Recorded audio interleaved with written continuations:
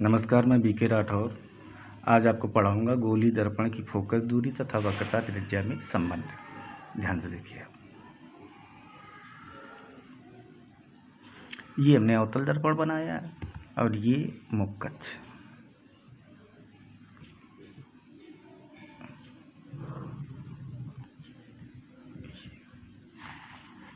अब देखिए,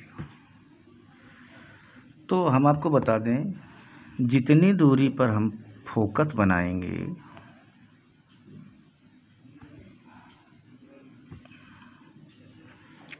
देख लो यहाँ से 1 2 3, ये 3 सेमी पर फोकस बना दिया तो 6 सेमी पर वक्रता केंद्र, तो 4 5 6 सेमी पर वक्रता केंद्र। इतना आपको ध्यान रखना। अभी इसके विषय में आगे सीखेंगे जब हम चित्र बनाना सीखेंगे। तो ये फोकस हो गया 3 सेमी पर और ये वक्रता केंद्र हो गया 6 सेमी पर और ये हो गया ध्रुव P और इस दर्पण का नाम दे दिया M। अब देखिए, ये मुख कक्ष के समांतर किरण आ रही,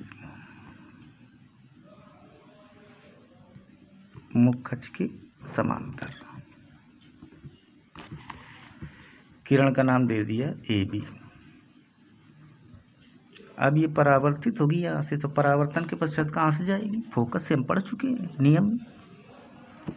ये फोकस से चली गई, किधर चली गई? फोकस से। अब ये देखिए, वक्रता केंद्र से दर्पण के द्वारक के किसी भी बिंदु पर रेखा मिला दो, कहीं पर भी मिला दो। जाकर यहाँ पर दर्पण के परावर्तक तल के किसी भी बिंदु पर रेखा मिला दो वक्रता केंद्र से। ये तो इस रेखा को हम क्या कहेंगे? अभिलंब। वक्रता केंद्र से दर्पण के किसी भी बिंदु को मिलाने वाली रेखा क्या कहलाती? अभिलंब। तो ये कौन सी किरण हो गई? आपतित किरण। और ये कौन सी हो गई? परावर्तित किरण। और ये क्या हो गया? अभिलंब। नाम दे दें हम अभिलंब। अब देखिए, इसकी भाषा क्या लिखेंगे? इधर से लिखना शुरू करेंगे तो लिखेंगे, पार्श्व चित्र में एक अवतल दर्पण M प्रदर्शित किया गया जिसका ध्रुव P, फोकस F तथा वक्रता केंद्र C है। मुख कक्ष के समांतर एक किरण AB आपतित हुई जो परावर्तन के पश्चात किधर से जाती है? फोकस से जाती है। मुख कक्ष के समांतर AB किरण आपतित होती है जो परावर्तित होकर फोकस से जाती है। अब ये क्या है? अभिलंब। ये क्यों ना? आपतित किरण हम जानते हैं, अभिलंब और आपतित किरण के बीच जो कोण बनता है, ये कोण, उसको क्या कहते हैं? I। और ये कौन सी किरण? परावर्तित किरण। और ये क्या है? अभिलंब के बीच जो कोण बनता है उसे क्या कहते हैं? परावर्तन कोण R। चलिए, तो हम जानते हैं आपतन कोण, इसको क्या कहेंगे? आपतन कोण। इसको क्या कहेंगे? परावर्तन कोण। क्या कहेंगे? परावर्तन कोण।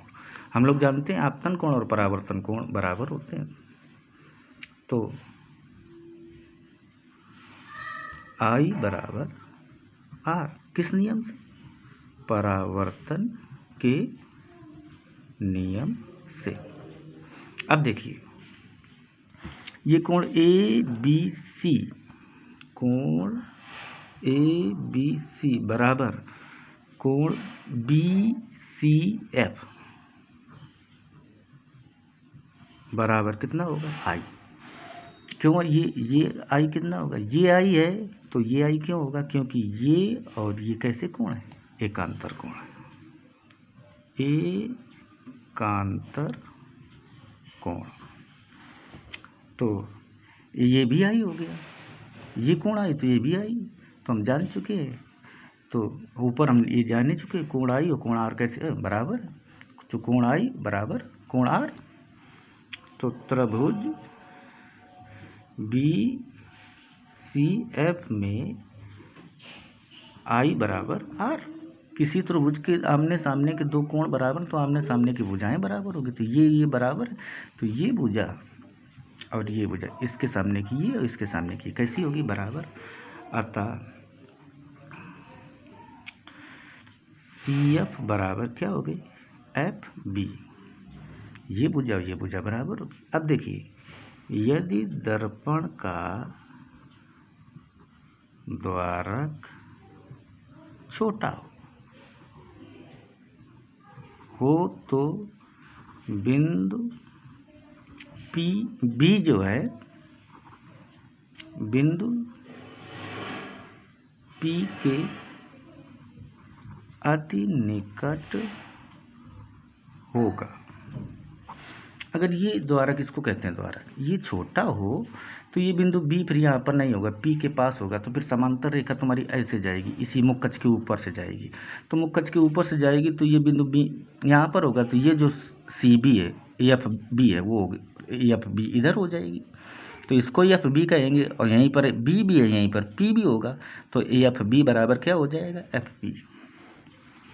तो एफ बी बराबर क्या हो गया, एफ पी। अब इसको हम फर्स्ट और इसको सेकंड मान लें तो देखो, ये एफ बी का मान कितना है, एफ बी का मान कितना है, एफ पी। यहाँ पर रख दीजिए। तो सी एफ बराबर एफ बी का मान कितना है, एफ पी। बस। अब देखिए, ये देखिए, ये सी एफ है और ये क्या है, एफ पी। तो ये भुजा और ये भुजा, ये यहाँ से यहाँ तक सी एफ, ये एफ बी बराबर है। तो इसका मतलब क्या है, एफ जो है पी सी का क्या होगा, मध्य बिंदु होगा। अतः एफ भुजा पी सी का मध्य बिंदु होगा। जब ये सी एफ जो है एफ पी के बराबर है तो एफ इस पूरी भुजा का क्या हुआ जाके, मध्य बिंदु। तो एफ पूरी भुजा का मध्य बिंदु। तो इसका मतलब क्या है, ये पूरी भुजा, ये भुजा देखो, ये जब मध्य बिंदु, तो ये भुजा पूरी की कितनी होगी, आधी। पूरी कितनी है, पी सी। और ये भुजा कितनी है, एफ पी। तो ये मध्य बिंदु है। तो पी सी जो ये भुजा है, इधर देखिए, ऐसे समझ लो, जब ये मध्य बिंदु है, ये मध्य बिंदु है, तो पी सी जो है इसके कितने के बराबर होगी, 2 गुने के बराबर। जब ये मध्य है तो ये जो पी सी है एफ पी के किसके 2 गुने के बराबर होगी, या कहें इसके 2 गुने के बराबर होगी। ये तो बराबर है। इधर देख लीजिए, और थोड़ा हम नाम दे दे रहे हैं। ये क्या है,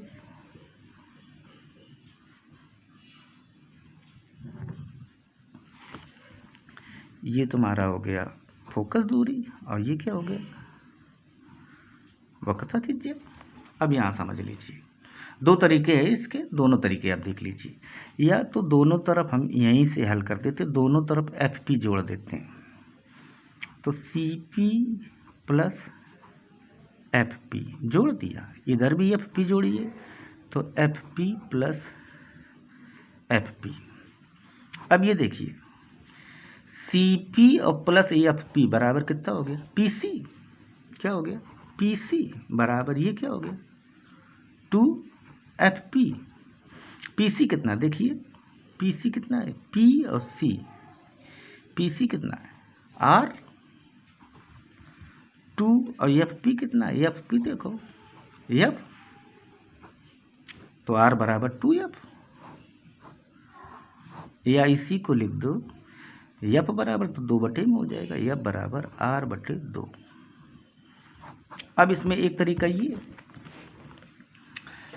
इसको छोड़ दीजिए, हम क्या कह रहे हैं, एफ जो है पी सी का मध्य बिंदु है, अर्थात ये भुजा पी सी जो है इसकी कितनी है, आधी है। इतना ना करते तो हम जब कह रहे हैं एफ पी सी का मध्य बिंदु है, अर्थात ये भुजा इस पूरी की कितनी है, आधी। तो क्या सीधे यहीं से क्या हो जाता, तो पी सी बराबर क्या हो जाता,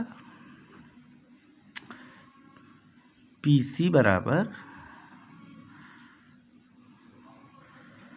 2 एफ पी, ऐसे समझ लीजिए। ये मध्य बिंदु है तो ये भुजा इस पूरी की दुगने के बराबर होगी, ऐसे समझ लीजिए। तो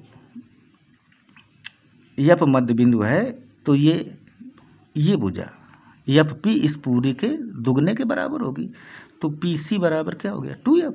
तो पी सी क्या है, देखिए क्या है पी सी, सी पी का है या पी सी का है, कितनी है आर, और ये क्या है यफ, तो यफ बराबर r/2 ऐसे कर लीजिए, या दोनों तरफ एफ पी जोड़ करके लीजिए।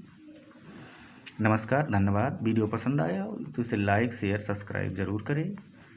धन्यवाद।